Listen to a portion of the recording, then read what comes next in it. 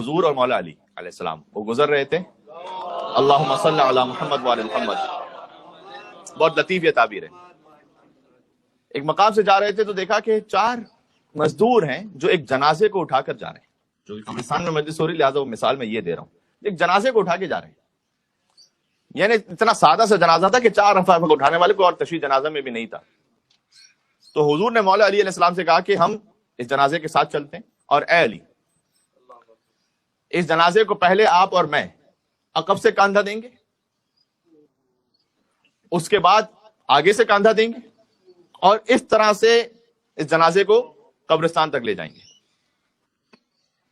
تو turn by turn جسے کہتے ہیں، محمد اور علی نے علیہم السلام سبحان اللہ اس جنازے کو کاندھا دیا، آگے سے پیچھے سے کاندھا دیا اور قبرستان لے گئے.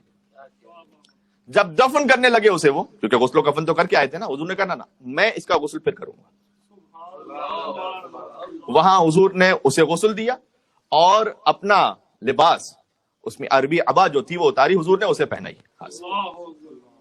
جو عربی عبا تھی وہ عبا اسے پہنائی اس کے کفن میں، اور اسے دفن کیا. جب دفن کر کے واپس جانے لگے تو مولا علی علیہ السلام نے اس وقت، حضور نے پوچھا مولا علی سے کہ علی آپ جانتے ہیں کہ ہم نے اس کی تشریح جنازہ میں یہ اہتمام کیوں کیا ہے، کہ ہم نے اسے کیوں کندھا دیا اور کیوں اس کے غسل و کفن کا خود اہتمام کیا. معمولاً ایسا ہوتا تھا کہ جب بھی مولا علی سے حضور سوال کرتے تو مولا علی جانتے تو تھے، لیکن یہ کہتے نہیں تھے کہ میں جانتا ہوں، سامنے جواب دے، حفظ مراتب کے خلاف ہے. اس لیے کبھی بھی مولا علی نے حضور کے سامنے سلونی قبل ان تفقدونی نہیں کہا.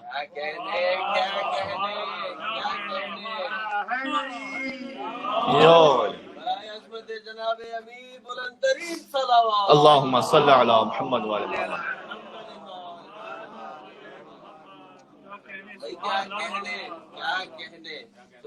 ہمارے جوانوں کے لیے بہت سی باتیں سیکھنے کی. ہو سکتا ہے کہ کچھ باتیں، ہو سکتا ہے کہ آپ اپنے پیرنٹس سے زیادہ اچھی جانتے ہیں، لیکن سامنے جتلانے کی ضرورت نہیں. کیا بات ہے. حفظ مراتب کا خیال یہ ہے کہ امیر المومنین وہ چپ ہو جاتے تھے، خاموش ہو جاتے تھے رسول اللہ کے سامنے. کبھی بھی سلونی نہیں کہا امیر المومنین نے رسول اللہ کی حیات میں، حیات ظاہری میں. مجھے ایک واقعہ گلا دیجیے، کبھی بھی نہیں کہا. یہ ایتھکس اور ایٹیکیٹس کا خیال مجھے بتلائیے کہ کس فرقے میں آپ کو یا کس مذہب میں آپ کو اور ملے گا. جبکہ یہاں کا ایجوکیشن سسٹم بالکل الٹا کہتا ہے جتنا بلنٹ ہو جاؤ اچھی بات ہے. کہ اگر آپ کو بات پیرنٹس کی بھی ٹھیک نہیں لگ رہی بول دو. اگر کوئی ایسی واقعی بات بھی ہے، بعض لوگ خوش ہوئے میں مبتلا ہو جاتے ہیں کہ مجھے کچھ زیادہ پتا ہے. ہو سکتا ہے آپ کے پیرنٹس کو زیادہ پتا ہو یا کسی بزرگ کو زیادہ پتا ہو، لیکن اگر واقعی بھی زیادہ پتا ہے، خاص طور پر ٹیکنالوجی وغیرہ کے مسائل ہوتے ہیں شاید اتنا زیادہ اس کا علم نہیں ہوتا، تو کبھی بھی نہ غرور کی ضرورت بلکہ جتانے کی بھی ضرورت نہیں ہے، بلکہ ایسا رویہ بھی اختیار کرنے کی ضرورت نہیں کہ آپ یہ نہیں جانتے ہو میں جانتا ہوں. جی اریٹیٹ ہونے کی بھی ضرورت نہیں ہے. یہ بات پہنچ گئی. تو مولا علی علیہ السلام سے جب حضور پوچھتے تھے کہ علی آپ جانتے ہیں اس بات کو، اگر یہ کہتے کہ میں نہیں جانتا تو جھوٹ ہو جائے. تو یہ بھی نہیں کہہ سکتے میں نفس رسول ہے تو جانتے، باب مدینۃ العلم ہے، کیونکہ بات ایسی ہے ہی نہیں کہ امیر المومنین نہ جانتے ہوں. تو یہ اگر کہتے ہیں کہ نہیں جانتا تو جھوٹ ہے، کہتے ہیں کہ جانتا ہوں تو حضور کے سامنے فخر ہے. لہذا مولا علی نے ہمیشہ درمیان کی راہ اختیار فرمائی کہ اے علی آپ جانتے ہیں. ہمیشہ وہ جواب دیتے تھے اللہ اور اس کا رسول بہتر جانتا ہے.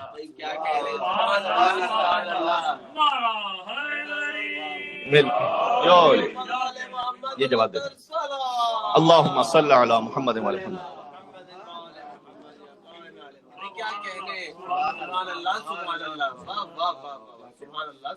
تو ہمیشہ انہوں نے یہی جواب دیا اللہ اور اس کا رسول بہتر جانتا ہے. اب جو روایت یعنی 100% روایات میں یہی جواب ہے.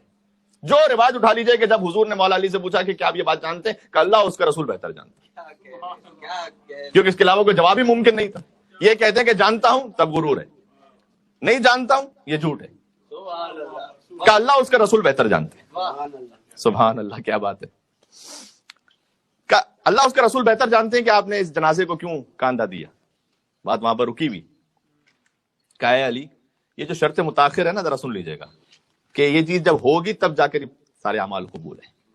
کہ علی جب یہ جنازہ گزر رہا تھا نا یہاں سے تو میں نے اس میت کے دل میں نگاہ کی.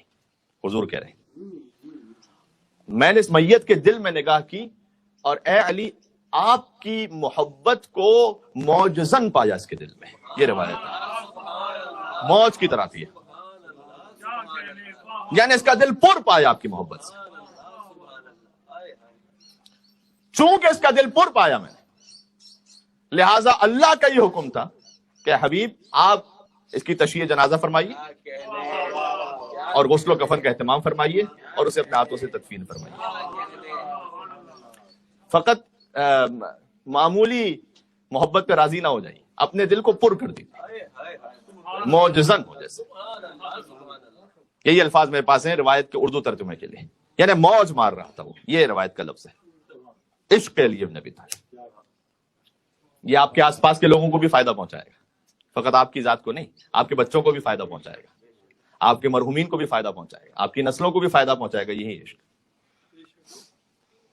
یہاں پر جو ذکر ہو رہا ہے تو جن مرحومین کے لیے ہم مورد نظر ہیں ان تک تو یہ فائدہ ہے، لیکن اللہ جانے اطراف کی کن کن قبروں تک اللہ کیا کیا ثواب پہنچا رہے ہیں، ہم تو نہیں جانتے اس بات کو. ہو سکتا ہے کوئی ایسا ہو جس پر کی حجت تمام نہ ہوئی ہو اور وہ چاہے نان مسلم ہے دنیا سے چلا گیا ہے، اللہ نے اس کے ساتھ کوئی بہتر معاملہ کیا، ہم تو نہیں جانتے، پرسنلی تو ہم نہیں جانتے کسی کے بارے میں. لہٰذا ہو سکتا ہے یہ ذکر اسے فائدہ پہنچا جائے. میں آپ سے روایات کی روشنی میں کہہ رہا ہوں.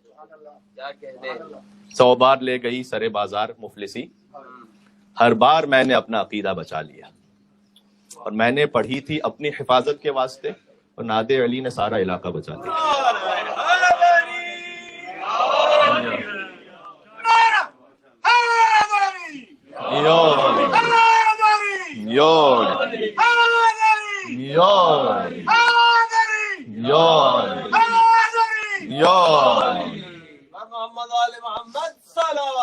اللہم صلی علی